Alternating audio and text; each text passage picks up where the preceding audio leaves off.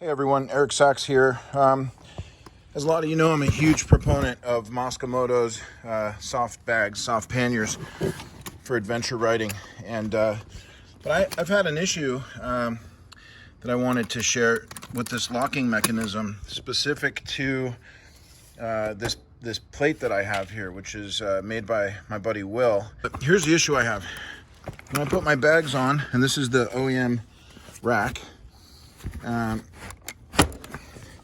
you'll notice that there's no way to bring this thing up because it catches. So what I have to do is kind of move it out of the way a little bit. It's a huge pain in the butt. Now it's latched. So you get what I had to do, right? So now it's locked on there and all's good with the world. But now the problem is, how do you get it off? Well, so I can't push down all the way to be able to turn this the way it's supposed to turn. So I have to go like halfway and then push this to rotate it under there. And once it's under there, now I can lift it and pull the bag off.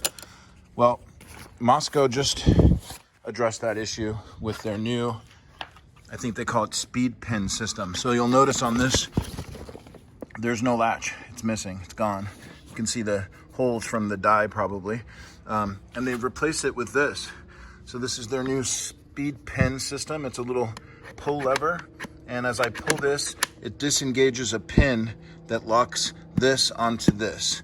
So I'm gonna retrofit my bike right now. And then obviously it got dark, but I wanted to finish up the video. This is the new plate. Here's the new bag. And here's how it works. That's it.